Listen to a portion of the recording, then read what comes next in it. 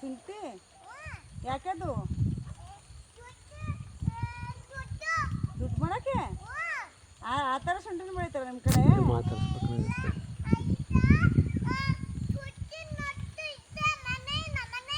ನಿಮ್ಮ ಮನೆಗೆ ಇದು ಯಾರ್ದು ಹೊಲ? ಹಾಂ ನಿಮ್ಮ ಪಪ್ಪನು ಹೋಗಿ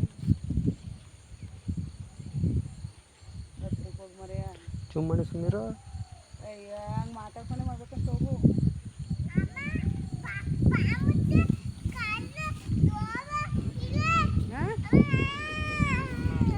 ಹಂಗೆ ಅನ್ಕೊಂಬತ್ತದ.